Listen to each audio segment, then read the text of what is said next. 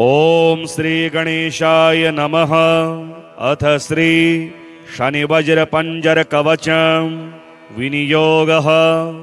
ओम अस्य श्री शनैश्चर वज्रपंजर कवचस्य कश्यप ऋषिः अनुष्टुभ छन्दः। श्री शनैश्चर देवता श्री शनैश्चर प्रीत्यर्थे जपे विनियोगः। ऋषियादिन्यासः। श्री कश्यप ऋषये नमः शिरसि। अनुष्टुभ छन्दसे नमः मुखे। श्री शनैश्चर देवतायै नमः हृदि। श्री शनैश्चर प्रीत्यर्थे जपे विनियोगाय नमः सर्वांगे। नीलांबरो नीलवपुः किरीटी गृध्रस्थितस्त्राशकरो धनुष्मान्। चतुर्भुजः सूर्यसुतः प्रसन्नः सदा मम स्याद्वरदः प्रशान्तः। ब्रह्मा उवाच शृणुध्वा मृषयः सर्वे शनिपीडाहरं महत्। कवचं शनिराजस्य सौरेरीदमदुत्तमम्। कवचं देवतावासं वज्रपञ्जरसंज्ञकम्। शनैश्चर प्रीतिकरं सर्वसौभाग्यदायकम्। ओम श्री शनैश्चरः पातु भालं मे सूर्यनन्दनः। नेत्रे छायात्मजः पातु कर्णौ यमानुजः। नासां वैवस्वतः पातु मुखं मे भास्करः सदा। स्निग्धकण्ठश्च मे कण्ठं भुजौ पातु महाभुजः। स्कन्धौ पातु शनिश्चैव करौ पातु शुभप्रदः। वक्षः पातु यमभ्राता कुक्षिं पात्वसितस्तथा। नाभिं गृहपतिः पातु मन्दः पातु कटिं तथा। ऊरो ममान्तकः पातु यमो जानुयुगं तथा। पादौ मन्दगतिः पातु सर्वाङ्गं पातु पिप्पलः। अङ्गोपाङ्गानि सर्वाणि रक्षेन्मे सूर्यनन्दनः। इत्येतत् कवचं दिव्यं पठेत् सूर्यसुतस्य यः। न तस्य जायते पीडा प्रीतो भवति सूर्ययः। व्ययजन्म द्वितीयस्थो मृत्युस्थानगतोऽपि वा। कलत्रस्थो गतो वापि सुप्रीतस्तु सदा शनिः। अष्टमस्थे सूर्यसुते व्यये जन्म द्वितीयगे। कवचं पठते नित्यं न पीडा जायते क्वचित्। इत्येतत् कवचं दिव्यं सौरेर्यन्निर्मितं पुरा। द्वादशाष्टमजन्मस्थ दोषान्नाशयते सदा। जन्मलग्नस्थितान् दोषान् सर्वान् नाशयते प्रभुः। श्रीराहुकवच। ओम अस्य श्रीराहुकवच स्तोत्रमन्त्रस्य चन्द्रमा ऋषिः अनुष्टुभ छन्दः। रामबीजं नमः शक्तिः। स्वाहा कीलकं राहुकृतपीडा निवारणार्थे। धनधान्य आयुरारोग्यादि समृद्धि प्राप्त्यर्थे जपे विनियोगः। प्रणमामि सदा राहुं शूर्पाकारं किरीटिनं। सैंहिकेयं करालास्यं लोकानामभयप्रदम्। नीलांबरः शिरः पातु ललाटं लोकवन्दितः। चक्षुषी पातु मे राहुः श्रोत्रे त्वरधशरीरवान्। नासिकां मे धूम्रवर्णः शूलपाणिरमुखं मम। जिह्वां मे सिंहकासूनुः कण्ठं मे कठिनाङ्घ्रिकः। भुजङ्गेशो भुजौ पातु नीलमाल्याम्बरः करौ। पातु वक्षस्थलं मन्त्री पातु कुक्षिं विधुन्तुदः। कटिं मे विकटः पातु ऊरो मे सुरपूजितः। स्वरभानुर्जानुनी पातु जङ्घे मे पातु जाड्यः। गुल्फौ गृहपतिः पातु पादौ मे भीषणाकृतिः। सर्वाण्यङ्गानि मे पातु नीलचन्दनभूषणः। राहोरिदं कवचमृद्दिदवस्तुदं यो भक्त्या पठत्यनुदिनं नियतः शुचिः सन्। प्राप्नोति कीर्तिमतुलां श्रियमृद्धिमायुरारोग्यमात्मविजयं च हि तत्प्रसादा। श्रीकेतुकवच।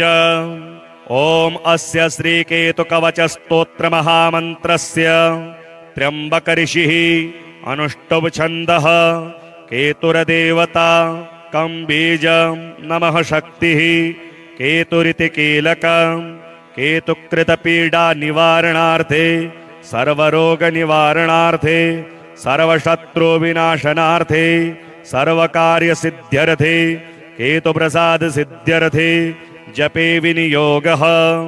केतुं करालवदनं चित्रवर्णं किरीटिनं प्रणमामि सदा केतुं ध्वजाकारं ग्रहेश्वरं। चित्रवर्णः शिरः पातु भालं धूम्रसमद्युतिः पातु नेत्रे पिङ्गलाक्षः श्रुति मे रक्तलोचनः। घ्राणं पातु सुवर्णाभश्चिबुकं सिंहिकासुतः पातु कण्ठं च मे केतुः स्कन्धौ पातु ग्रहाधिपः। हस्तौ पातु सुरश्रेष्ठः कुक्षिं पातु महाग्रहः। सिंहासनः कटिं पातु मध्यं पातु महासुरः। ऊरो पातु महाशीर्षो जानुनी मेतिकोपनः। पातु पादौ च मे क्रूरः सर्वाङ्गं नरपिङ्गलः। य इदं कवचं दिव्यं सर्वरोगविनाशनं सर्वशत्रुविनाशं च धारणाद्विजगे भवेत्। नीलाम्बरो नीलवपुः किरीटी गृध्रस्थितस्त्राशकरो धनुष्मान् चतुर्भुजः सूर्यसुतः प्रसन्नः सदा मम स्याद्वरदः प्रशान्तः। ब्रह्मा उवाच शृणुध्वा मृषयः सर्वे शनिपीडाहरं महत् कवचं शनिराजस्य सौरेरीदमदुत्तमम्। कवचं देवतावासं वज्रपञ्जरसंज्ञकम् शनैश्चर प्रीतिकरं सर्वसौभाग्यदायकम्। ॐ श्री शनैश्चरः पातु भालं मे सूर्यनन्दनः। नेत्रे छायात्मजः पातु पातु कर्णौ यमानुजः। नासां वैवस्वतः पातु मुखं मे भास्करः सदा। स्निग्धकण्ठश्च मे कण्ठं भुजौ पातु महाभुजः। स्कन्धौ पातु शनिश्चैव करौ पातु शुभप्रदः। वक्षः पातु यमभ्राता कुक्षिं पात्वसितस्तथा। नाभिं ग्रहपतिः पातु मन्दः पातु कटिं तथा। ऊरो ममान्तकः पातु यमो जानुयुगं तथा। पादौ मन्दगतिः पातु सर्वाङ्गं पातु पिप्पलः। अङ्गोपाङ्गानि सर्वाणि रक्षेन्मे सूर्यनन्दनः। इत्येतत् कवचं दिव्यं पठेत् सूर्यसुतस्य यः न तस्य जायते पीडा प्रीतो भवति सूर्ययः। व्ययजन्म द्वितीयस्थो मृत्युस्थानगतोऽपि वा कलत्रस्थो गतो वापि सुप्रीतस्तु सदा शनिः। अष्टमस्थे सूर्यसुते व्यये जन्म द्वितीयगे कवचं पठते नित्यं न पीडा जायते क्वचित्। इत्येतत् कवचं दिव्यं सौरेर्यन्निर्मितं पुरा द्वादशाष्टमजन्मस्थ दोषान्नाशयते सदा। जन्मलग्नस्थितान् दोषान् सर्वान् नाशयते प्रभुः। श्रीराहुकवच ॐ अस्य श्रीराहुकवच स्तोत्रमन्त्रस्य चन्द्रमा ऋषिः अनुष्टुभ छन्दः राम बीजं नमः शक्तिः स्वाहा कीलकं राहुकृतपीडा निवारणार्थे धनधान्य आयुरारोग्यादि समृद्धि प्राप्त्यर्थे जपे विनियोगः। प्रणमामि सदा राहुं शूर्पाकारं किरीटिनं सैंहिकेयं करालास्यं लोकानामभयप्रदं। नीलाम्बरः शिरः पातु ललाटं लोकवन्दितः। चक्षुषी पातु मे राहुः श्रोत्रे त्वरधशरीरवान्। नासिकां मे धूम्रवर्णः शूलपाणिरमुखं मम। जिह्वां मे सिंहकासूनुः कण्ठं मे कठिनाङ्घ्रिकः। भुजङ्गेशो भुजौ पातु नीलमाल्याम्बरः करौ। पातु वक्षस्थलं मन्त्रे पातु कुक्षिं विधुन्तुदः। कटिं मे विकटः पातु ऊरो मे सुरपूजितः। स्वरभानुर्जानुनी पातु जङ्घे मे पातु जाड्यः। गुल्फौ ग्रहपतिः पातु पादौ मे भीषणाकृतिः। सर्वाण्यङ्गानि मे पातु नीलचन्दनभूषणः। राहोरिदं कवचमृद्धिदवस्तुदं यो भक्त्या पठत्यनुदिनं नियतः शुचिः सन् प्राप्नोति कीर्तिमतुलां श्रियमृद्धिमायुर् प्रारोग्यमात्मविजयं च हि तत्प्रसादा श्रीकेतुकवच। ॐ अस्य श्रीकेतुकवचस्तोत्रमहामन्त्रस्य त्र्यम्बकऋषिः अनुष्टुप् छन्दः केतुरदेवता कं बीजं नमः शक्तिः केतुरिति कीलकं केतुकृतपीडानिवारणार्थे सर्वरोगनिवारणार्थे सर्वशत्रुविनाशनार्थे सर्वकार्यसिद्ध्यर्थे केतुप्रसादसिद्ध्यर्थे जपे विनियोगः। केतुं करालवदनं चित्रवर्णं किरीटिनं प्रणमामि सदा केतुं ध्वजाकारं ग्रहेश्वरं। चित्रवर्णः शिरः पातु भालं धूम्रसमद्युतिः पातु नेत्रे पिङ्गलाक्ष्यः श्रुति मे रक्तलोचनः। घ्राणं पातु सुवर्णाभश्चिबुकं सिंहिकासुतः पातु कण्ठं च मे केतुः स्कन्धौ पातु ग्रहाधिपः। हस्तौ पातु सुरश्रेष्ठः कुक्षिं पातु महाग्रहः। सिंहासनः कटिं पातु मध्यं पातु महासुरः। ऊरो पातु महाशीर्षो जानुनी मेति कोपनः। पातु पादौ च मे क्रूरः सर्वाङ्गं नरपिङ्गलः। य इदं कवचं दिव्यं सर्वरोगविनाशनं सर्वशत्रुविनाशं च धारणाद्विजगे भवेत्। नीलाम्बरो नीलवपुः किरीटी गृध्रस्थितस्त्राशकरो धनुष्मान् चतुर्भुजः सूर्यसुतः प्रसन्नः सदा मम स्याद्वरदः प्रशान्तः। ब्रह्मा उवाच शृणुध्वा मृषयः सर्वे शनिपीडाहरं महत् कवचं शनिराजस्य सौरेरीदमदुत्तमम्। कवचं देवतावासं वज्रपञ्जरसंज्ञकं शनैश्चर प्रीतिकरं सर्वसौभाग्यदायकम्। ॐ श्री शनैश्चरः पातु भालं मे सूर्यनन्दनः। नेत्रे छायात्मजः पातु पातु कर्णौ यमानुजः। नासां वैवस्वतः पातु मुखं मे भास्करः सदा। स्निग्धकण्ठश्च मे कण्ठं भुजौ पातु महाभुजः। स्कन्धौ पातु शनिश्चैव करौ पातु शुभप्रदः। वक्षः पातु यमभ्राता कुक्षिं पात्वसितस्तथा। नाभिं ग्रहपतिः पातु मन्दः पातु कटिं तथा। ऊरो ममान्तकः पातु यमो जानुयुगं तथा। पादौ मन्दगतिः पातु सर्वाङ्गं पातु पिप्पलः। अङ्गोपाङ्गानि सर्वाणि रक्षेन्मे सूर्यनन्दनः। इत्येतत् कवचं दिव्यं पठेत् सूर्यसुतस्य यः न तस्य जायते पीडा प्रीतो भवति सूर्ययः। व्ययजन्म द्वितीयस्थो मृत्युस्थानगतोऽपि वा कलत्रस्थो गतो वापि सुप्रीतस्तु सदा शनिः। अष्टमस्थे सूर्यसुते व्यये जन्म द्वितीयगे कवचं पठते नित्यं न पीडा जायते क्वचित्। इत्येतत् कवचं दिव्यं सौरेर्यन्निर्मितं पुरा द्वादशाष्टमजन्मस्थ दोषान्नाशयते सदा। जन्मलग्नस्थितान् दोषान् सर्वान् नाशयते प्रभुः। श्रीराहुकवच। ॐ अस्य श्रीराहुकवच स्तोत्रमन्त्रस्य चन्द्रमा ऋषिः अनुष्टुप् छन्दः राम बीजं नमः शक्तिः स्वाहा कीलकं राहुकृतपीडा निवारणार्थे धनधान्य आयुरारोग्यादि समृद्धि प्राप्त्यर्थे जपे विनियोगः।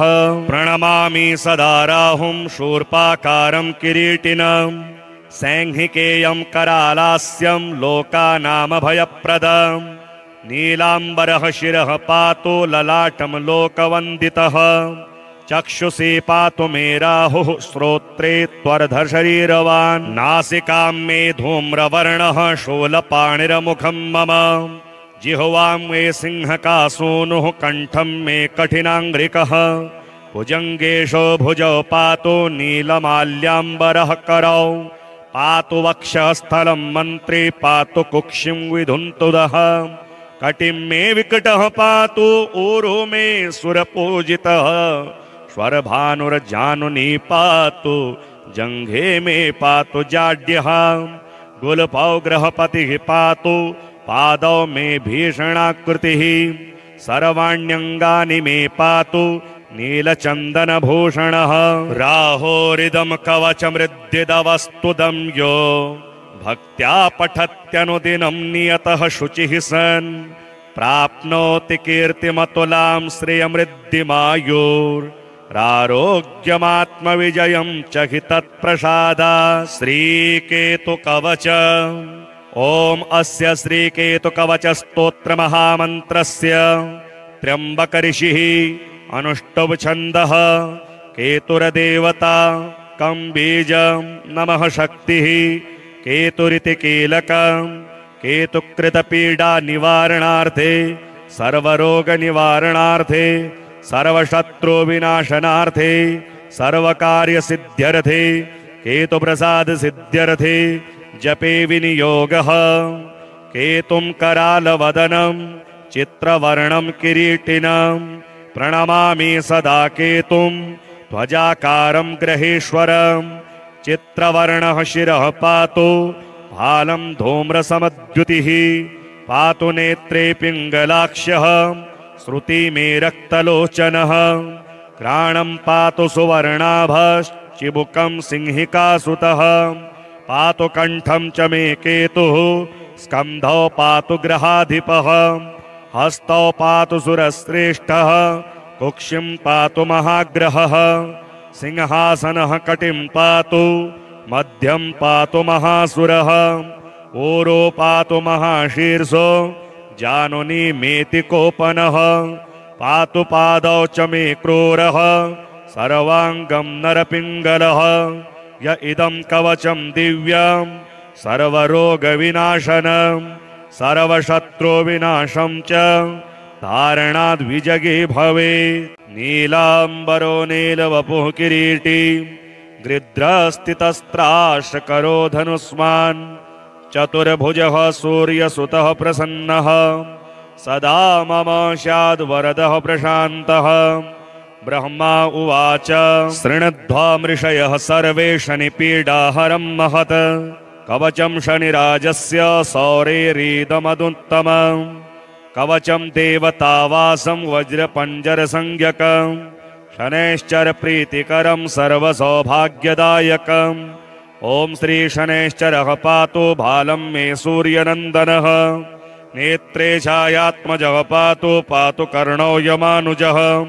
नासां वैवस्वतः पातु मुखं मे भास्करः सदा स्निग्धकण्ठश्च मे कण्ठं भुजौ पातु महाभुजः स्कन्धौ पातु शनिश्चैव करौ पातु शुभप्रदः वक्षः पातु यमभ्राता कुक्षिं पात्वसितस्तथा नाभिं गृहपतिः पातु मन्दः पातु कटिं तथा ऊरो ममान्तकः पातु यमो जानुयुगं तथा पादौ मन्दगतिः पातु सर्वाङ्गं पातु पिप्पलः अङ्गोपाङ्गानि सर्वाणि रक्षेन्मे सूर्यनन्दनः इत्येतत् कवचं दिव्यं पठेत् सूर्यसुतस्य यः न तस्य जायते पीडा प्रीतो भवति सूर्ययः व्ययजन्म द्वितीयस्थो मृत्युस्थानगतोऽपि वा कलत्रस्थो गतो वापि सुप्रीतस्तु सदा शनिः अष्टमस्थे सूर्यसुते व्यये जन्म द्वितीयगे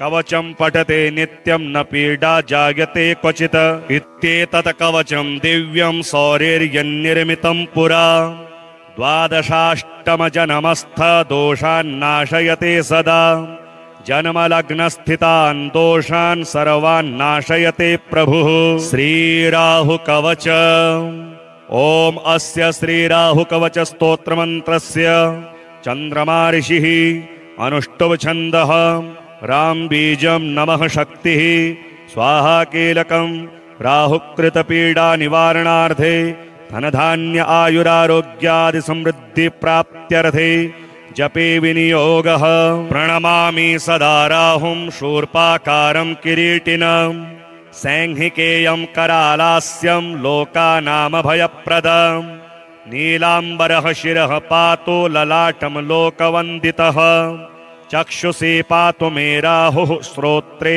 त्वरधशरीरवान् नासिकां मे धूम्रवर्णः शूलपाणिरमुखं मम जिह्वां मे सिंहकासूनुः कण्ठं मे कठिनाङ्घ्रिकः भुजङ्गेशो भुजौ पातु नीलमाल्याम्बरः करौ पातु वक्षस्थलं मन्त्री पातु कुक्षिं विधुन्तुदः कटिं मे विकटः पातु ऊरो मे सुरपूजितः स्वरभानुर्जानुनी पातु जङ्घे मे पातु जाड्यः गुलपौग्रहपतिः पातु पादौ मे भीषणाकृतिः सर्वाण्यङ्गानि मे पातु नीलचन्दनभूषणः राहोरिदं कवचमृद्दिदवस्तुदं यो भक्त्या पठत्यनुदिनं नियतः शुचिः सन् प्राप्नोति कीर्तिमतुलां श्रियमृद्धिमायुरारोग्यमात्मविजयं च हि तत्प्रसादा श्रीकेतुकवच ॐ अस्य श्रीकेतुकवचस्तोत्रमहामन्त्रस्य त्र्यम्बकऋषिः अनुष्टुभ छन्दः केतुरदेवता कं बीजं नमः शक्तिः केतुरिति कीलकं केतुकृतपीडा निवारणार्थे सर्वरोगनिवारणार्थे सर्वशत्रुविनाशनार्थे सर्वकार्यसिद्ध्यर्थे केतुप्रसादसिद्ध्यर्थे जपे विनियोगः केतुं करालवदनं चित्रवर्णं किरीटिनं प्रणमामि सदा केतुं ध्वजाकारं ग्रहेश्वरं चित्रवर्णः शिरः पातु भालं धूम्रसमद्युतिः पातु नेत्रे पिङ्गलाक्ष्यः श्रुति मे रक्तलोचनः घ्राणं पातु सुवर्णाभश्चिबुकं सिंहिकासुतः पातु कण्ठं च मे केतुः स्कन्धौ पातु ग्रहाधिपः हस्तौ पातु सुरश्रेष्ठः कुक्षिं पातु महाग्रहः सिंहासनः कटिं पातु मध्यं पातु महासुरः ऊरो पातु महाशीर्षो जानुनी मेति कोपनः पातु पादौ च मे क्रूरः सर्वाङ्गं नरपिङ्गलः य इदं कवचं दिव्यं सर्वरोगविनाशनं सर्वशत्रुविनाशं च धारणाद्विजगे भवेत् नीलाम्बरो नीलवपुः किरीटी गृध्रस्थितस्त्राशकरो धनुष्मान् चतुर्भुजः सूर्यसुतः प्रसन्नः सदा मम स्याद्वरदः प्रशान्तः ब्रह्मा उवाच शृणुध्वा मृषयः सर्वे शनिपीडाहरं महत् कवचं शनिराजस्य सौरेरीदमदुत्तमम् कवचं देवतावासं वज्रपञ्जरसंज्ञकं शनैश्चर प्रीतिकरं सर्वसौभाग्यदायकम् ॐ श्री शनैश्चरः पातु भालं मे सूर्यनन्दनः नेत्रे छायात्मजः पातु पातु कर्णौ यमानुजः नासां वैवस्वतः पातु मुखं मे भास्करः सदा स्निग्धकण्ठश्च मे कण्ठं भुजौ पातु महाभुजः स्कन्धौ पातु शनिश्चैव करौ पातु शुभप्रदः वक्षः पातु यमभ्राता कुक्षिं पात्वसितस्तथा नाभिं ग्रहपतिः पातु मन्दः पातु कटिं तथा ऊरो ममान्तकः पातु यमो जानुयुगं तथा पादौ मन्दगतिः पातु सर्वाङ्गं पातु पिप्पलः अङ्गोपाङ्गानि सर्वाणि रक्षेन्मे सूर्यनन्दनः इत्येतत् कवचं दिव्यं पठेत् सूर्यसुतस्य यः न तस्य जायते पीडा प्रीतो भवति सूर्ययः व्ययजन्म द्वितीयस्थो मृत्युस्थानगतोऽपि वा कलत्रस्थो गतो वापि सुप्रीतस्तु सदा शनिः अष्टमस्थे सूर्यसुते व्यये जन्म द्वितीयगे कवचं पठते नित्यं न पीडा जायते क्वचित् इत्येतत् कवचं दिव्यं सौरेर्यन्निर्मितं पुरा द्वादशाष्टमजन्मस्थ दोषान्नाशयते सदा जन्मलग्नस्थितान् दोषान् सर्वान्नाशयते प्रभुः श्रीराहुकवच ॐ अस्य श्रीराहुकवच स्तोत्रमन्त्रस्य चन्द्रमा ऋषिः अनुष्टुभ छन्दः रामबीजं नमः शक्तिः स्वाहा कीलकं राहुकृतपीडानिवारणार्थे धनधान्य आयुरारोग्यादि समृद्धि प्राप्त्यर्थे जपे विनियोगः। प्रणमामि सदा राहुं शूर्पाकारं किरीटिनं सैंहिकेयं करालास्यं लोकानामभयप्रदम् नीलाम्बरः शिरः पातु ललाटं लोकवन्दितः चक्षुषी पातु मे राहुः श्रोत्रे त्वरधशरीरवान् नासिकां मे धूम्रवर्णः शूलपाणिरमुखं मम जिह्वां मे सिंहकासूनुः कण्ठं मे कठिनाङ्घ्रिकः भुजङ्गेशो भुजौ पातु नीलमाल्याम्बरः करौ पातु वक्षस्थलं मन्त्री पातु कुक्षिं विधुन्तुदः कटिं मे विकटः पातु ऊरो मे सुरपूजितः स्वरभानुर्जानुनी पातु जङ्घे मे पातु जाड्यः गुलपौ गृहपतिः पातु पादौ मे भीषणाकृतिः सर्वाण्यङ्गानि मे पातु नीलचन्दनभूषणः राहोरिदं कवचमृद्दिदवस्तुदं यो भक्त्या पठत्यनुदिनं नियतः शुचिः सन् प्राप्नोति कीर्तिमतुलां श्रियमृद्धिमायुरारोग्यमात्मविजयं च हि तत्प्रसादा श्रीकेतुकवच ॐ अस्य श्रीकेतुकवचस्तोत्रमहामन्त्रस्य त्र्यम्बकऋषिः अनुष्टुभ छन्दः केतुरदेवता कं बीजं नमः शक्तिः केतुरिति कीलकं केतुकृतपीडानिवारणार्थे सर्वरोगनिवारणार्थे सर्वशत्रुविनाशनार्थे सर्वकार्यसिद्ध्यर्थे केतुप्रसादसिद्ध्यर्थे जपे विनियोगः।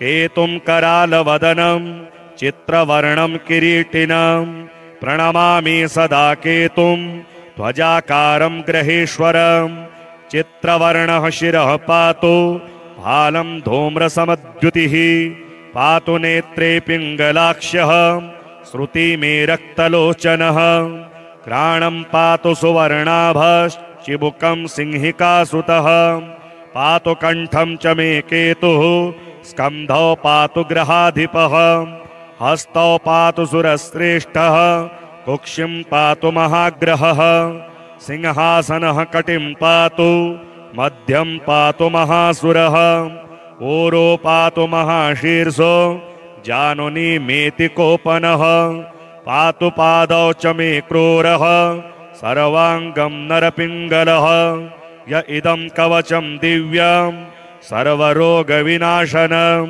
सर्वशत्रुविनाशं च धारणाद् विजगे भवेत्। नीलाम्बरो नीलवपुः किरीटी गृध्रस्थितस्त्राशकरो धनुष्मान् चतुर्भुजः सूर्यसुतः प्रसन्नः सदा मम स्याद्वरदः प्रशान्तः।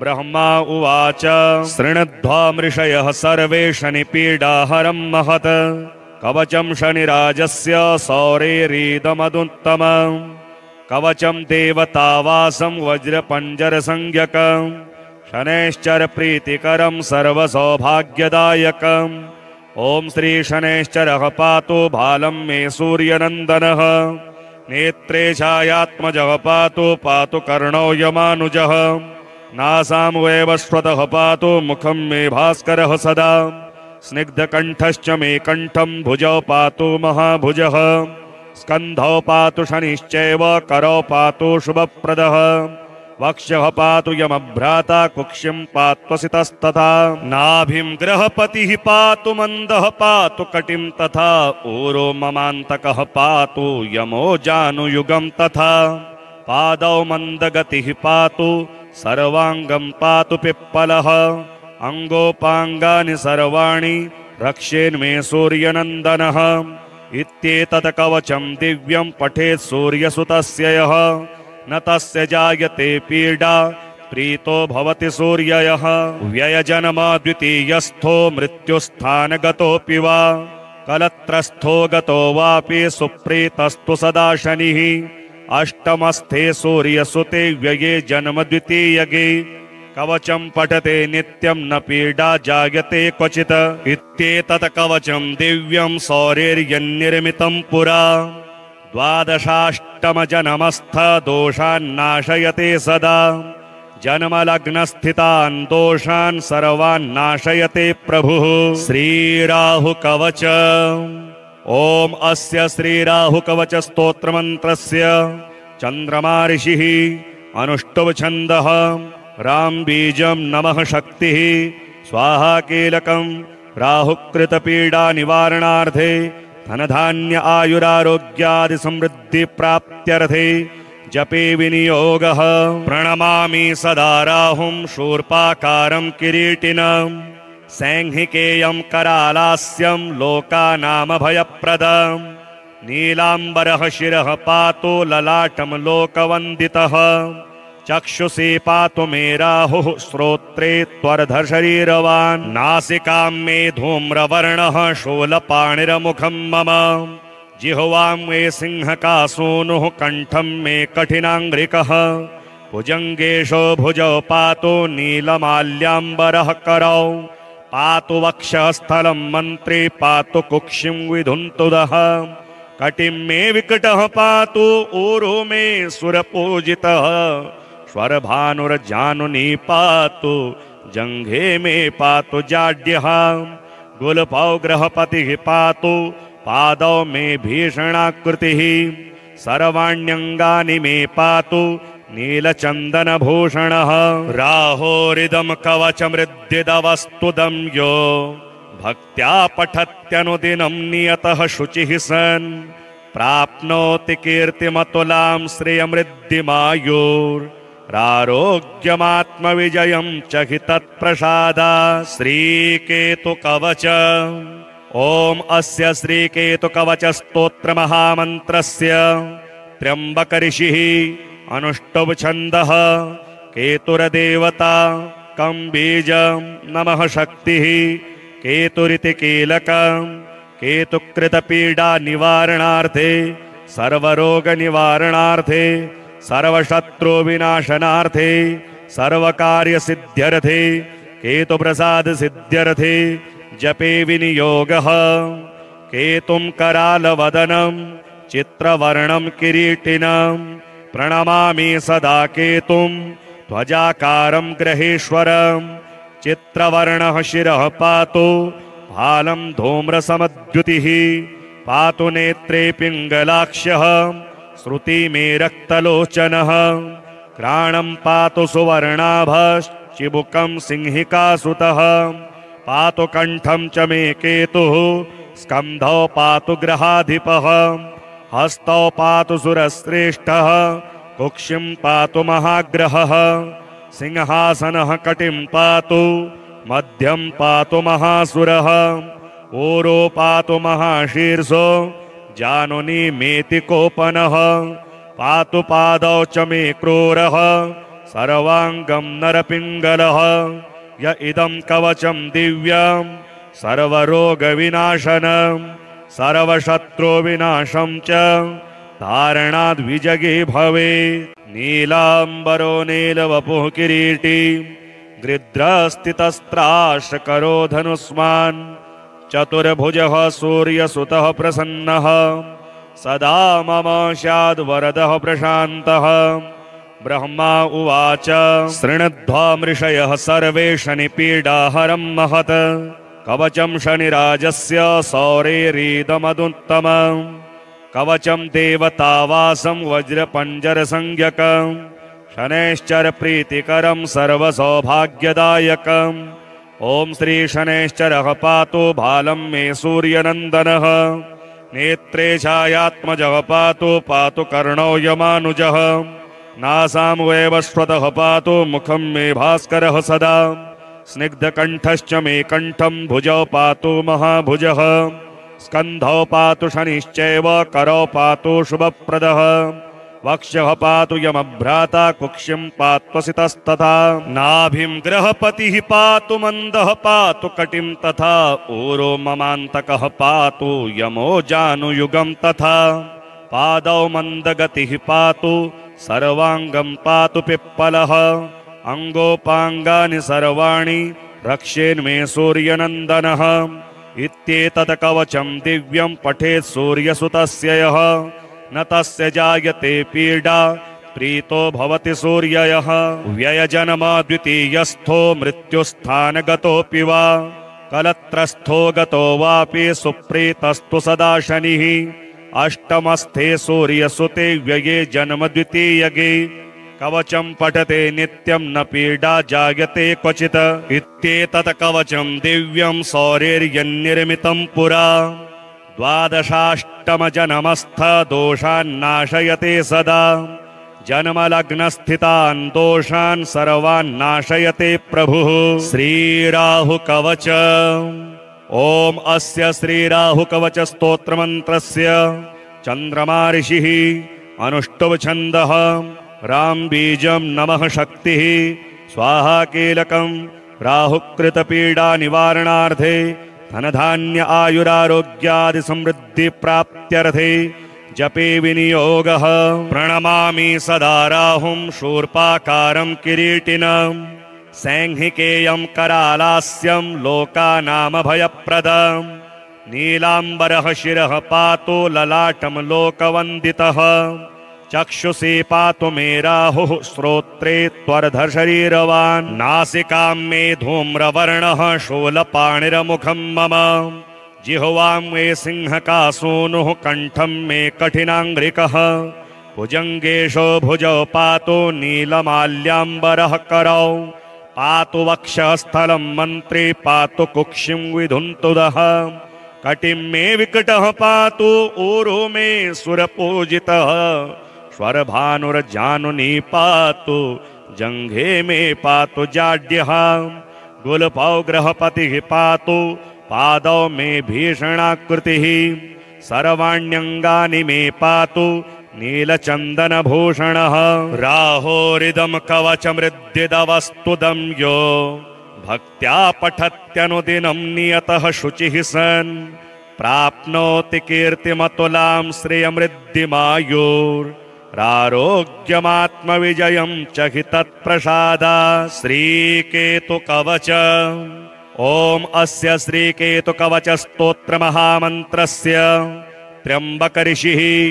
अनुष्टुभ छन्दः केतुर्देवता कं बीजं नमः शक्तिः केतुरिति कीलकं केतुकृतपीडा निवारणार्थे सर्वरोग निवारणार्थे सर्वशत्रु विनाशनार्थे सर्वकार्य सिद्ध्यर्थे केतुप्रसाद सिद्ध्यर्थे जपे विनियोगः केतुं करालवदनं चित्रवर्णं किरीटिनं प्रणमामि सदा केतुं ध्वजाकारं ग्रहेश्वरं चित्रवर्णः शिरः पातु भालं धूम्रसमद्युतिः पातु नेत्रे पिङ्गलाक्षः श्रुति मे रक्तलोचनः घ्राणं पातु सुवर्णाभश्चिबुकं सिंहिकासुतः पातु कंठं च मे केतुः स्कन्धौ पातु ग्रहाधिपः हस्तौ पातु सुरश्रेष्ठः कुक्षिं पातु महाग्रहः सिंहासनः कटिं पातु मध्यं पातु महासुरः ऊरो पातु महाशीर्षो जानुनी मेति कोपनः पातु पादौ च मे क्रूरः सर्वाङ्गं नरपिङ्गलः य इदं कवचं दिव्यं सर्वरोगविनाशनं सर्वशत्रुविनाशं च धारणाद् विजगे भवेत् नीलाम्बरो नीलवपुः किरीटी गृध्रस्थितस्त्राशकरो धनुष्मान् चतुर्भुजः सूर्यसुतः प्रसन्नः सदा मम स्याद्वरदः प्रशान्तः ब्रह्मा उवाच शृणुध्वा मृषयः सर्वे शनिपीडाहरं महत् कवचं शनिराजस्य सौरेरीदमदुत्तमं कवचं देवतावासं वज्रपञ्जरसंज्ञकं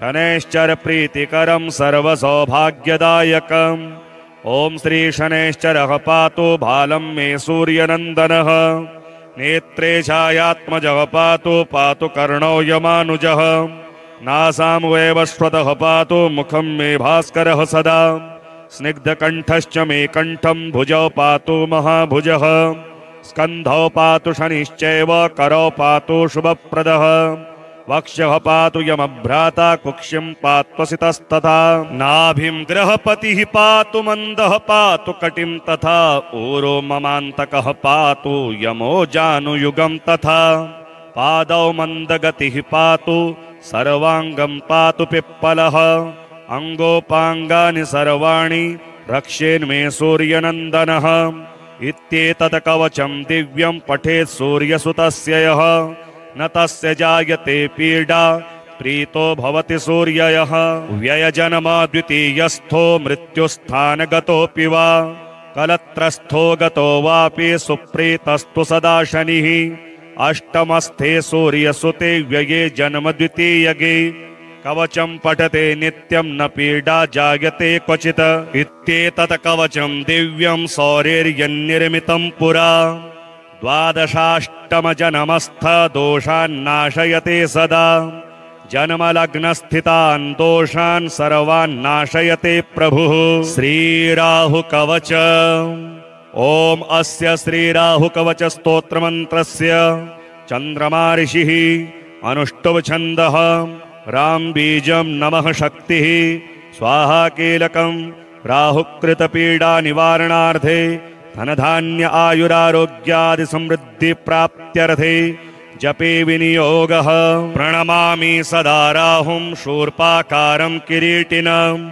सैंहिकेयं करालास्यं लोकानामभयप्रदं नीलाम्बरः शिरः पातु ललाटं लोकवन्दितः चक्षुषी पातु मे राहुः श्रोत्रे त्वरधशरीरवान् नासिकां मे धूम्रवर्णः शूलपाणिरमुखं मम जिह्वां मे सिंहकासूनुः कण्ठं मे कठिनाङ्घ्रिकः भुजङ्गेशो भुजौ पातु नीलमाल्याम्बरः करौ पातु वक्षस्थलं मन्त्री पातु कुक्षिं विधुन्तुदः कटिं मे विकटः पातु ऊरो मे सुरपूजितः स्वरभानुर्जानुनी पातु जङ्घे मे पातु जाड्यः गुल्फौ ग्रहपतिः पातु पादौ मे भीषणाकृतिः सर्वाण्यङ्गानि मे पातु नीलचन्दनभूषणः राहोरिदं कवचमृद्दिदवस्तुदं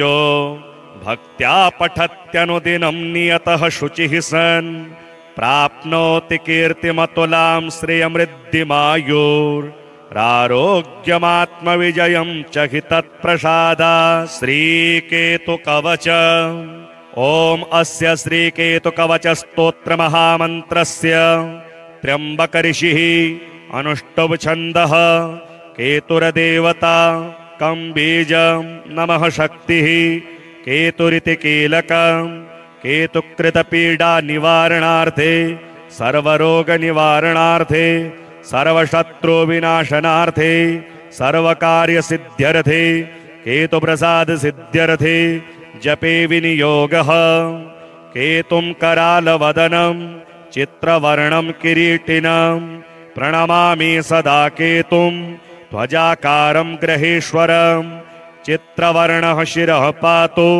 भालं धूम्रसमद्युतिः पातु नेत्रे पिङ्गलाक्षः श्रुति मे रक्तलोचनः घ्राणं पातु सुवर्णाभश्चिबुकं सिंहिकासुतः पातु कण्ठं च मे केतुः स्कन्धौ पातु ग्रहाधिपः हस्तौ पातु सुरश्रेष्ठः कुक्षिं पातु महाग्रहः सिंहासनः कटिं पातु मध्यं पातु महासुरः ऊरो पातु महाशीर्षो जानुनी मेति कोपनः पातु पादौ च मे क्रूरः सर्वाङ्गं नरपिङ्गलः य इदं कवचं दिव्यं सर्वरोगविनाशनं सर्वशत्रुविनाशं च धारणाद्विजगे भवेत् नीलाम्बरो नीलवपुः किरीटी गृध्रस्थितस्त्राशकरो धनुष्मान् चतुर्भुजः सूर्यसुतः प्रसन्नः सदा मम स्याद्वरदः प्रशान्तः ब्रह्मा उवाच शृणुध्वा मृषयः सर्वे शनिपीडाहरं महत् कवचं शनिराजस्य सौरेरीदमदुत्तमम् कवचं देवतावासं वज्रपञ्जरसंज्ञकम् शनैश्चर प्रीतिकरं सर्वसौभाग्यदायकम् ॐ श्री शनैश्चरः पातु भालं मे सूर्यनन्दनः नेत्रे छायात्मजः पातु कर्णौ यमानुजः नासां वैवस्वतः पातु मुखं मे भास्करः सदा स्निग्धकण्ठश्च मे कण्ठं भुजौ पातु महाभुजः स्कन्धौ पातु शनिश्चैव करौ पातु शुभप्रदः वक्षः पातु यमभ्राता कुक्ष्यं पात्वसितस्तथा नाभिं गृहपतिः पातु मन्दः पातु कटिं तथा ऊरो ममान्तकः पातु यमो जानुयुगं तथा पादौ मन्दगतिः पातु सर्वाङ्गं पातु पिप्पलः अङ्गोपाङ्गानि सर्वाणि रक्षेन्मे सूर्यनन्दनः इत्येतत् कवचं दिव्यं पठेत् सूर्यसुतस्य यः न तस्य जायते पीडा प्रीतो भवति सूर्ययः व्ययजनमा द्वितीयस्थो मृत्युस्थानगतोऽपि वा कलत्रस्थो गतो वापि सुप्रीतस्तु सदा शनिः अष्टमस्थे सूर्यसुते व्यये जन्म द्वितीयगे कवचं पठते नित्यं न पीडा जायते क्वचित् इत्येतत् कवचं दिव्यं सौरेर्यन्निर्मितं पुरा द्वादशाष्टमजनमस्थ दोषान्नाशयते सदा जन्मलग्नस्थितान् दोषान् सर्वान् नाशयते प्रभुः श्रीराहुकवच ॐ अस्य श्रीराहुकवच स्तोत्रमन्त्रस्य चन्द्रमा ऋषिः अनुष्टुभ छन्दः राम बीजं नमः शक्तिः स्वाहा कीलकं राहुकृतपीडा निवारणार्थे धनधान्य आयुरारोग्यादि समृद्धि प्राप्त्यर्थे जपे विनियोगः प्रणमामि सदा राहुं शूर्पाकारं किरीटिनं सैंहिकेयं करालास्यं लोकानामभयप्रदं नीलाम्बरः शिरः पातु ललाटं लोकवन्दितः चक्षुषी पातु मे राहुः श्रोत्रे त्वरधर शरीरवान् नासिकां मे धूम्रवर्णः शूलपाणिरमुखं मम जिह्वां मे सिंहकासूनुः कण्ठं मे कठिनाङ्घ्रिकः भुजङ्गेशो भुजौ पातु नीलमाल्याम्बरः करौ पातु वक्षस्थलं मन्त्रे पातु कुक्षिं विधुन्तुदः कटिं मे विकटः पातु ऊरो मे सुरपूजितः स्वरभानुर्जानुनी पातु जङ्घे मे पातु जाड्यः गुलपौ गृहपतिः पातु पादौ मे भीषणाकृतिः सर्वाण्यङ्गानि मे पातु नीलचन्दनभूषणः राहोरिदं कवचमृद्दिदवस्तुदं यो भक्त्या पठत्यनुदिनं नियतः शुचिः सन् प्राप्नोति कीर्तिमतुलां श्रियमृद्धिमायुरारोग्यमात्मविजयं च हि तत्प्रसादा श्रीकेतुकवच ॐ अस्य श्रीकेतुकवच स्तोत्रमहामन्त्रस्य त्र्यम्बकऋषिः अनुष्टुभ छन्दः केतुरदेवता कं बीजं नमः शक्तिः केतुरिति कीलकं केतुकृतपीडा निवारणार्थे सर्वरोगनिवारणार्थे सर्वशत्रुविनाशनार्थे सर्वकार्यसिद्ध्यर्थे केतुप्रसादसिद्ध्यर्थे जपे विनियोगः केतुं करालवदनं चित्रवर्णं किरीटिनं प्रणमामि सदा केतुं ध्वजाकारं ग्रहेश्वरं चित्रवर्णः शिरः पातु भालं धूम्रसमद्युतिः पातु नेत्रे पिङ्गलाक्ष्यः श्रुति मे रक्तलोचनः घ्राणं पातु सुवर्णाभश्चिबुकं सिंहिकासुतः पातु कण्ठं च मे केतुः स्कन्धौ पातु ग्रहाधिपः हस्तौ पातु सुरश्रेष्ठः कुक्षिं पातु महाग्रहः सिंहासनः कटिं पातु मध्यं पातु महासुरः ऊरो पातु महाशीर्षो जानुनी मेति कोपनः पातु पादौ च मे क्रूरः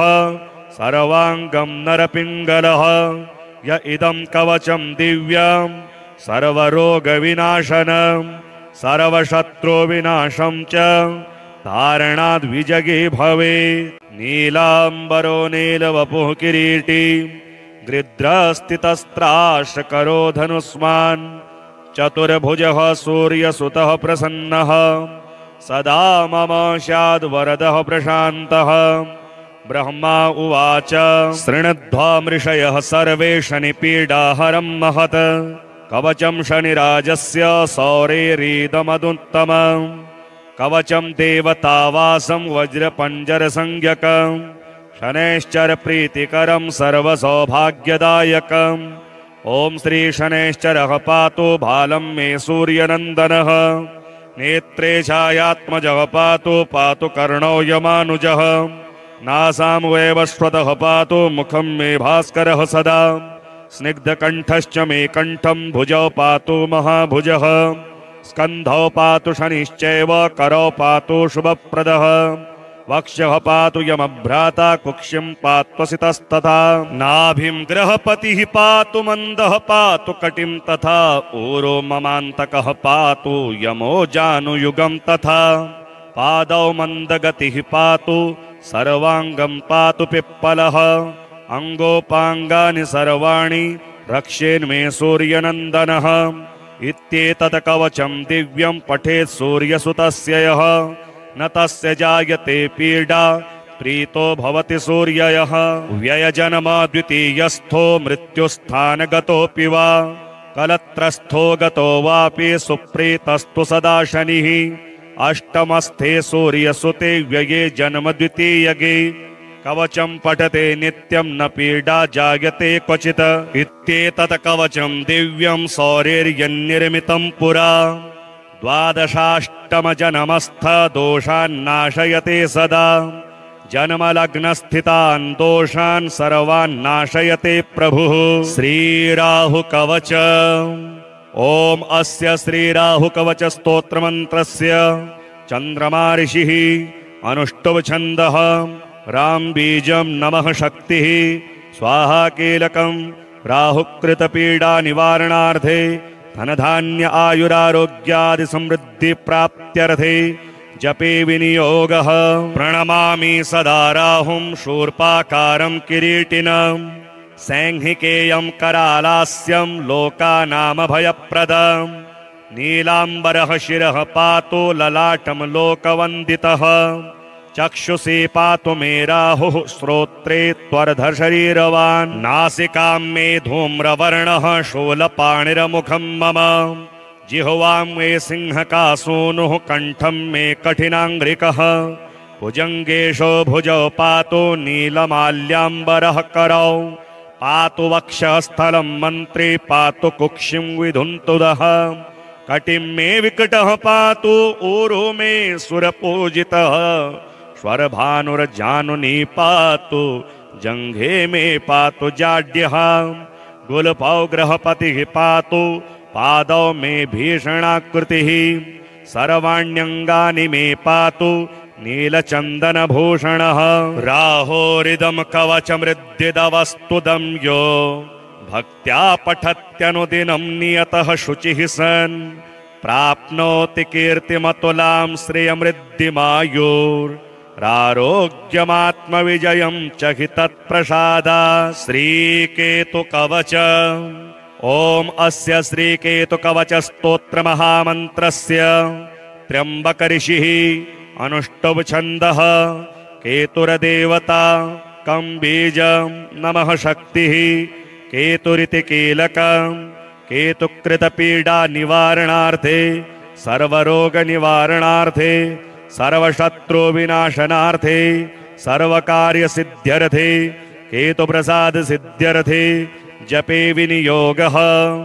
केतुं करालवदनं चित्रवर्णं किरीटिनं प्रणमामि सदा केतुं ध्वजाकारं ग्रहेश्वरं चित्रवर्णः शिरः पातु भालं धूम्रसमद्युतिः पातु नेत्रे पिङ्गलाक्षः श्रुति मे रक्तलोचनः घ्राणं पातु सुवर्णाभश्चिबुकं सिंहिकासुतः पातु कण्ठं च मे केतुः स्कन्धौ पातु ग्रहाधिपः हस्तौ पातु सुरश्रेष्ठः कुक्षिं पातु महाग्रहः सिंहासनः कटिं पातु मध्यं पातु महासुरः ऊरो पातु महाशीर्षो जानुनी मेति कोपनः पातु पादौ च मे क्रूरः सर्वाङ्गं नरपिङ्गलः य इदं कवचं दिव्यं सर्वरोगविनाशनं सर्वशत्रुविनाशं च धारणाद् विजगे भवेत्।